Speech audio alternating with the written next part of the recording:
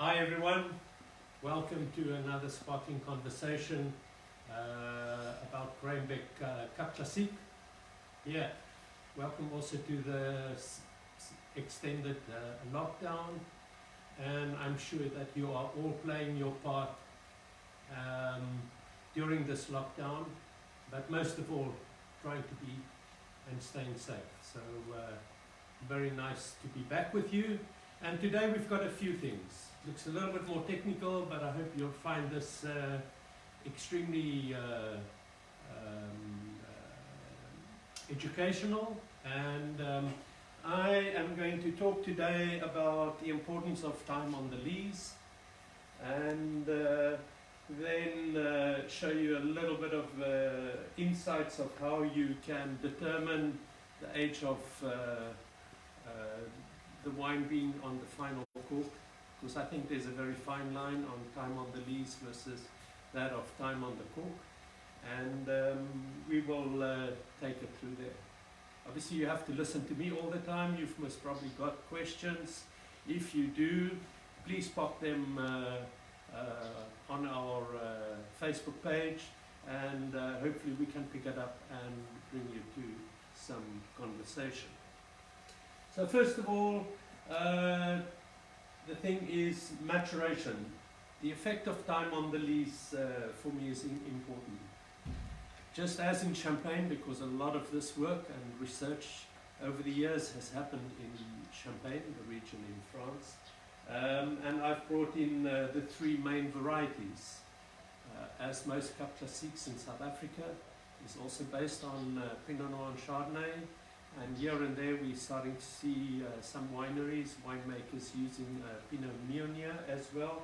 I'm going to use this chart for you. So if you look at the chart a little bit more carefully, you'll notice that there is three distinct curves.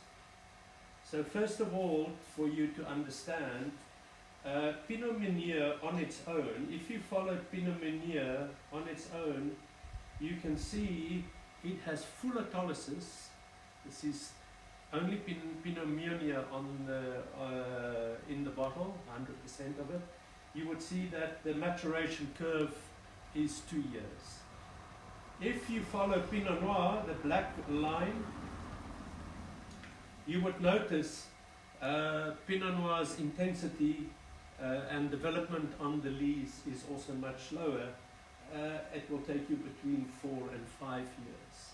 If you take Chardonnay, for instance, it starts also at an intensity, and this is the intensity curve. So this is how the wine over time will pick up richness and yeast impressions from the lees itself. You'd see Chardonnay is a slow starter and evolves between sort of 7 and 8 years. That is, I think, why Blanc de Blanc as a style has just got so much more longevity. It's purely proven there. So if we dial it back and you look at various blends, you will see the more red grape is used between Pinot Noir and Meunier, for instance, the more you use, or the less you use of Chardonnay, the quicker you dial back the age and the time the wine has to spend on the lees. In South Africa, currently we have regulations that it is 9 months on the lees, but from the 2021 vintage, the minimum time on the lees will be 12 months. So again, just for interest, the more Chardonnay you use, the longer you will have longevity over time, and obviously vice versa. The more red grapes we use, the quicker it evolves. That we always have to keep in mind, because I'm going to show you what we mean when a wine is on its lees, and I will show you with an example there. If we can zoom in onto these corks. Now the interesting thing is you can definitely see the shape of the cork. You can see that this one is virtually back to a bigger mushroom shape. And this is a wine that has spent, after disgorging, sort of 6 months on the lees. The next cork, you can see it is starting to lose its elasticity and memory. From a mushroom shape like that, it's starting to stay upright. This is a wine that I, during lockdown, opened, and this is just over a year on the cork. And then this one, you can see, it's much more of a peck shape. The cork is starting to lose its elasticity, and also this is a wine that has spent 4 years on the cork, on the final way. So a little bit of trivia, if you want to sound and impress your partner or your friends when lockdown is down and you have a dinner party, you can talk about the cork and tell them, well, this definitely has that. So if you see wine like this when you open it, obviously you will understand that there will be a little bit more tertiary aromatics starting to develop, where this wine will most probably show you much more freshness. Over a long, long time, and I'm sure there is one or two of you that has had the opportunity, this will go into what they call a peg shape, and as soon as that happens, you have the possibility of some of the natural CO2 starting to push out towards the side, and you must probably find that the bubble is much slower because of some of the pressure is starting to dissipate over time. Next week I will actually be talking to you about another interesting thing in our research and development at Graham Beck. It is something that we cannot stop. It's really our sort of nursery ground where we can show you some interesting facts of storing Cap Classique. So we're going to park that for a little bit later. And I hope you now understand a little bit that the effect is not only time on the lees and time on the cork, it is also the influence of the varietals that will give you either longevity or show you where and how long you should keep your wine either on the lees or then on the cork. We will talk about that. So with that being said, the next thing I just would like to touch on, it's a favorite subject of mine. It is actually a little bit like David and Goliath, but it's a normal standard 750 and a Magnum. So the great thing about a Magnum is it does not look like that, but the airspace between the cork and where the wine is exactly the same as a 750. So if I lift this bottle up, you can see if we sort of have it in equal thing, the neck finish is exactly the same. So the airspace in there and the airspace in here is exactly the same. That is why Magnum is considered the ideal volume or bottle size for Cap Classique. It is just slower in maturation, and obviously if you are thirsty, it does help to have a Magnum. But yeah, the intention of a Magnum that it is actually, it will just mature so much slower. So the rule of thumb, general rule of thumb in wine, if you have a Magnum of white wine, and we're talking still wine here, you most probably can divide the number of years you have by half. So you can divide by 2. And if you have a red wine, you can comfortably divide by 3. So a 7 to 8 to 9-year-old bottle of red wine will most probably feel, when you open a Magnum, 3 or 4 years old. And for bubbly, well, I'm still trying to work out the mathematics of that, but we definitely believe you can divide by 3, or even if you know that it was a brilliant vintage, you most probably can divide by 4. So a Magnum just matures so much slower, and yeah, it's really something you can try at home, is to compare the same wine. Obviously we're talking about the date of disgorging as well, should be the same, but we can look at that and do that at home. It's really fantastic. And there's one beautiful story I have to tell you about Sir Winston Churchill. He was a raconteur par excellence, and during the war days he developed a love affair with Paul Roger, the champagne house, and they always made sure that he got the best matured champagnes out of the Paul Roger cellar, and they would ship it to him, and he would definitely have that. Within everybody knowing that, his colleagues and things, they often asked Sir Winston, which is the better bottle you have in the cellar? And they were hoping that they were going to say, no, it was the 49 or the 56 or the 58 vintage, but nothing of that sort ever came about. He says, oh, surely it's the Magnum, but make sure your partner does not drink.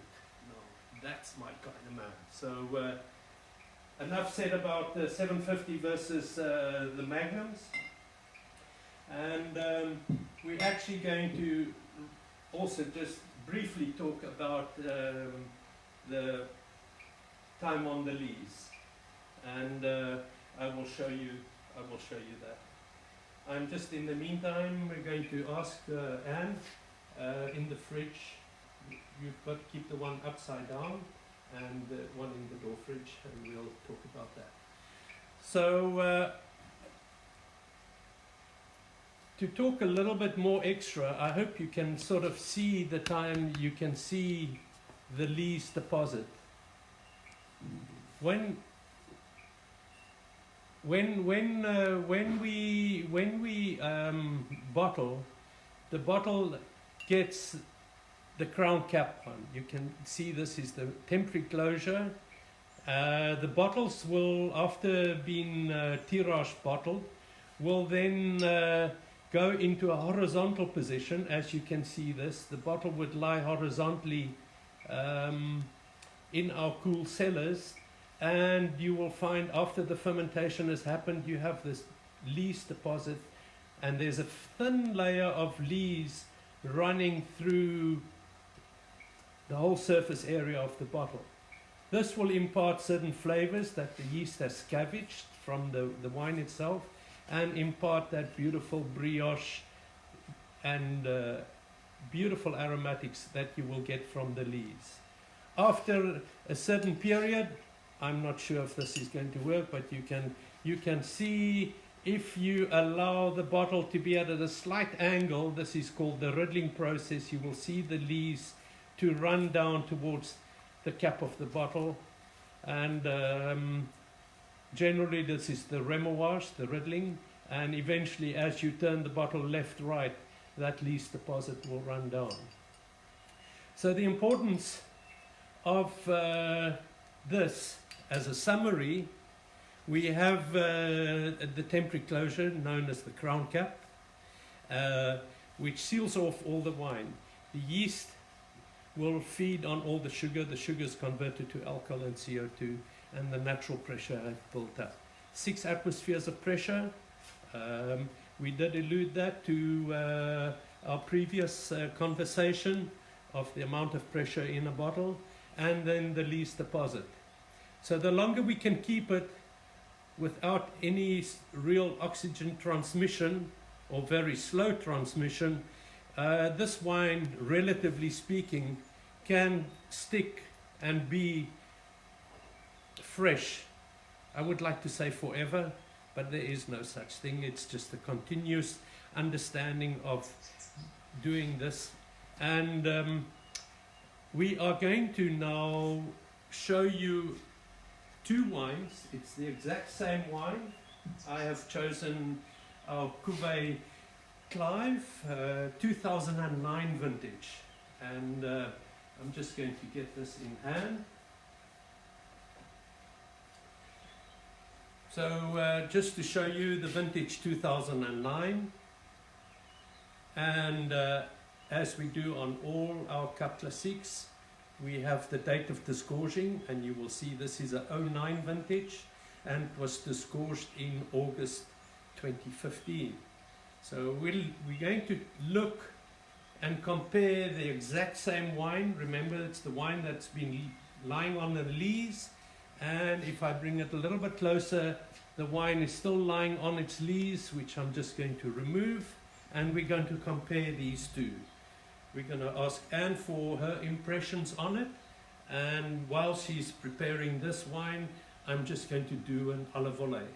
Keeping in mind that the yeast is there, we have not got our neck freezer at hand, so we have to do what they call a traditional à la volée. It is removing the yeast without freezing. So if you bear with me. So I'm going to show you, this is the tool. This is the tool that we use. It's like a reverse opener.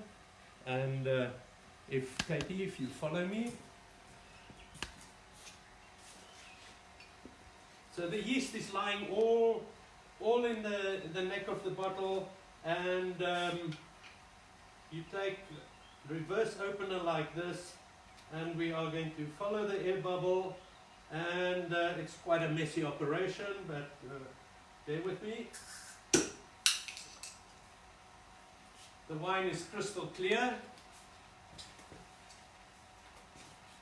So the wine is crystal clear, and we're going to now compare. So we are going to, hello Anne. So we're going to do the one with cork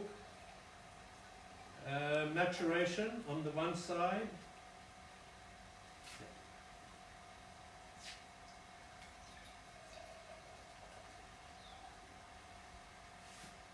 Who would have gathered, you can see who would have gathered that even after 11 years that the wine still has some bubbles in it. And we will talk about crown caps in our next conversation, so we'll just leave it there. So what we've got here is that we have, as you see it, we have the wine that has been 6 years on the lees with an extra 5 years on cork, and there is the cork. You can see now, I hope you can see that the cork is starting to lose elasticity, but it's still showing beautiful bubbles. So it's a very fine line of how long you can keep a good Cap Classique. But obviously 09 was also a cracker of a vintage, but we are going to just compare it. So we are comparing a wine with 6 years on the lees, 5 years on cork, and we are tasting one that has 11 years lees contact time. And any impressions? So the bubbly, the Cuvée Clive, the 09, it's been on the cork, is beautiful. So that real creaminess, texture, lots of richness, and developed because of the age. Yeah, somehow got a much softer texture. Yeah. So, and the one that you've just disgorged is also beautiful. I mean, it's crisp, it's fresh. It kind of blows my mind that actually we're looking at the same wine, but yet both so completely different, purely because of time on the lees and age on the cork. Yeah, definitely. There is, again, a fine line which we'll summarize shortly. What surprises me of the two is, yeah, we've got texture, much more softer, more creamy aromatics, where this one with the initial opening, you feel freshness, but having that extended time on the lees, I feel much more lees on the back palate, you know, so you get much more richness but it hasn't had that maturation period. I think color-wise, even just to maybe summarize on the effect here.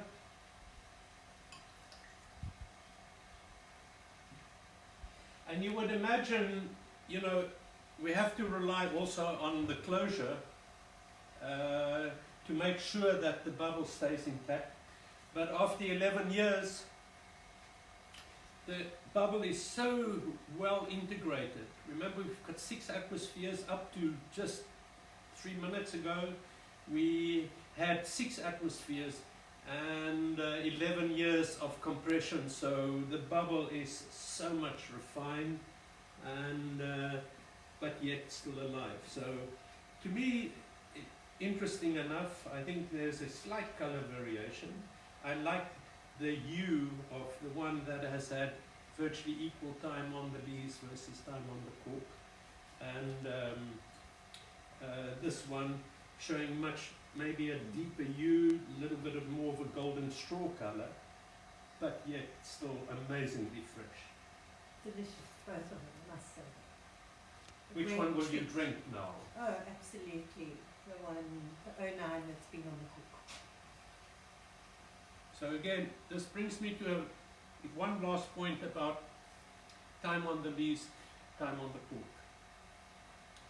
The Cap Classique Association recently developed sort of a slogan of perfected by time. But I think as winemakers, such as Pieter and I, we will constantly review all our wines that is going through the period of least contact time to find out. So it's a little bit, you know, when you have this tool, it's very useful. It's a glimpse into the future of how a wine should and can develop. It's really important that you find that very fine balance. To summarize these two, I think the world of Cap Classique and people's palate flavors is divided into two. It's quite simple. It's called the Good Anglaise and the Good Française, which means it's the taste of the French. They love their bubbles very fresh, bright, and virtually sort of effervescent. And the taste of the English is far more rich and mature. And these two wines do express that completely for me. There's still beautiful freshness in both of the wines, but the brightness of one that has had cork and least contact time virtually in equal periods versus one that's been on the cork. I would love to see this wine with food. It's much more of a gourmet aromatics that you get there, the tertiary aromatics from the lees, versus, you know, a one that I'm sure Anne and I will drink it quite happily as we go towards lunch. So that's short. So time on the lees, the bottle's maturing very elegantly in the cool parts of our cellars on that lees to develop that aromatics, and then obviously that very fine line of time on the lees. On our non-vintage portfolio at Graham Beck, we want to express primary aromatics. So we believe a 15 months least contact time is sufficient to give us the impression of the primary fruit flavor still, lemons and limes, a little bit of raspberry, strawberry notes, versus our vintages, which is a minimum of 4 years on the lees. And obviously then we follow the maturation once it's disgorged as time goes by. And a Cuvée Clive, minimum 5 years on the lees. It sometimes could be longer. The wine dictates how long it should be on the lees.